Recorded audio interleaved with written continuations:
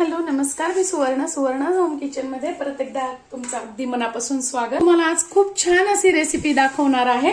मी आज तुम्हाला दाखवणार आहे खोबऱ्याची, तिळाची आणि शेंगदाण्याची चटणी। तर आता आपण सगळ्यात पहिल्यांदा बघू खोबऱ्याची चटणी। साहित्यात आणि खूप छान अशी काहीही तामझाम न करता आपली चटणी खूप छान तयार होते। बघा, मी त्यासाठी 2 वाट्या मोठ्या, तुम्ही तुमच्या याने अंदाज घेऊ शकता।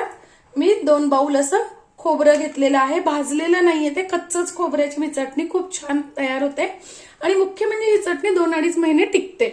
त्यासाठी मी घेतले 2 वाट्या खोबरं, 10 ते 15 लसणाच्या पाकळ्या, 1 चमचा जिरं, 1 चमचा मीठ, 1 चमचा थोडीशी आपल्याला साखर घ्यायची आहे। म्हणजे तिखटाचा जो चरके बसतो ना जिभेला, तो बसत नाही चटणीत थोडीशी साखर टाकल्यानंतर। आणि तशी साखर ऑप्शनल आहे, तुम्हाला वाटली तर घाला, नाहीतर नाही घातली तरी काही हरकत नाही। 1 चमचा, 1 ते 1.5 चमचा तिखट घेतले। हे माझं तिखट अजिबात तिखट नाहीये, म्हणजे कमी तिखट आहे। आणि 7-8 लाल मिरच्या घेतलेल्या आहेत। ही चटणी करायला खूप सोपी आणि खायला खूप सुंदर लागते। बघा, सगळ्यात खाली मी लसूण घालून घेतलाय, त्यानंतर मिरच्या, नंतर आपण घेतलेलं खोबरं, मीठ, जिरे,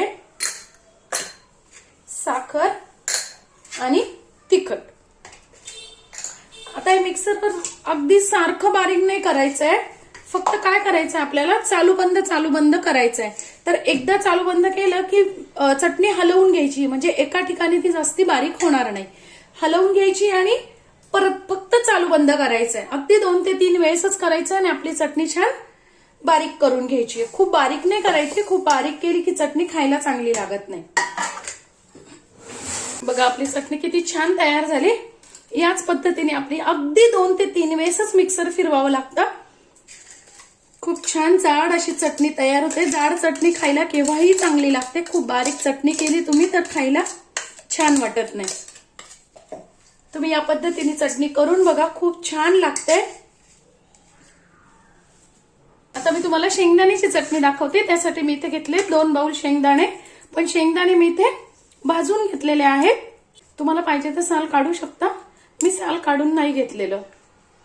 5-6 हिरव्या मिरच्या, 1 चमचा मीठ, 1 चमचा जिरे, 1 चमचा साखर आणि 2 चमचे तिखट।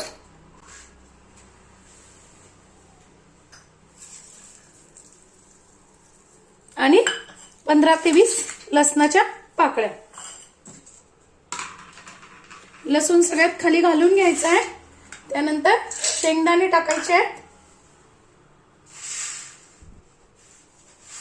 लसूण खाली घातलाय, शेंगदाणे टाकून घ्यायचे आहेत। मीठ 1 चमचा, 7-8 लाल मिरच्या,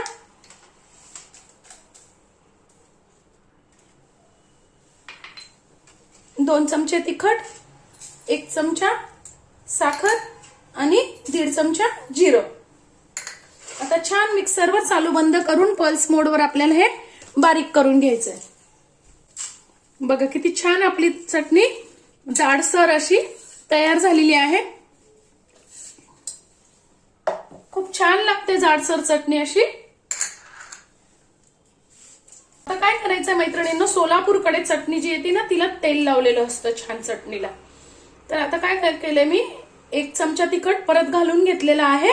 तुम्ही तुमच्या आवडीनुसार घालू शकता।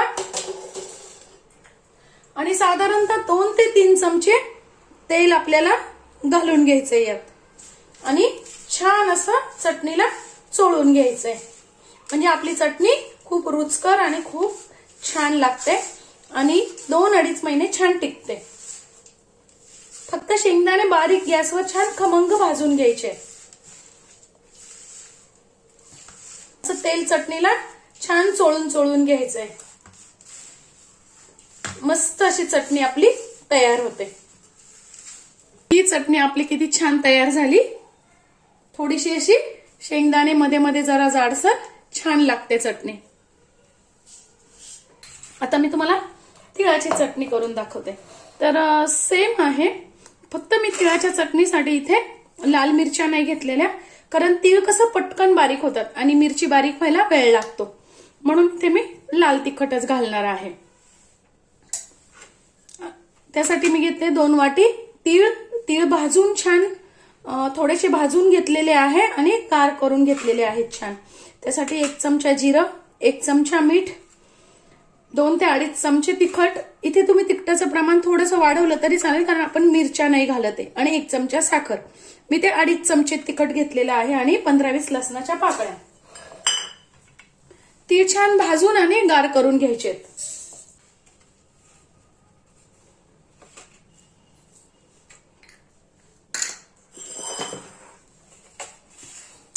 बघा आपली चटणी किती छान तयार झालेली आहे, एकदम मोकळी आणि अजिबातही बारीक नाही. म्हणजे तीळ असे छान अर्धे अर्धे अशी छान आपली चटणी तयार झालेली आहे. तुम्ही या पद्धतीने चटण्या नक्की करून बघा. अगदी घरातल्या साहित्यात खूप सुंदर अशा चटण्या तयार होतात आणि 2-2 महिने टिकतात.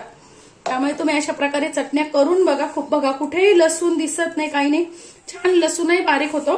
फक्त मिक्सर चालू बंद करायचंय, म्हणजे पल्स मोडवर तुम्हाला चटणी बारीक करायची. अजिबात वेळ लागत नाही. 1 ते 1.5 मिनिटात चटण्या छान बारीक होतात. तर मैत्रिणींनो, किती कमी मेहनतीत इतक्या सुंदर आपल्या चटण्या तयार झालेल्या आहेत, ते पण अगदी घरातल्याच साहित्यामध्ये. तुम्ही जर कधी भाजीला नसलं तर वरणाला वगैरे फोडणी दिली, किंवा जेवणाची अगदी रंगत वाढवणारे, चव वाढवणारे म्हणजे चटण्या आपल्या, तर तुम्ही नक्की करून बघा. अगदी कमी साहित्यात खूप छान अशा कमी मेहनतीत कमी साहित्यात खूप छान चटण्या तयार होतात. शिवाय 2 महिने टिकतात.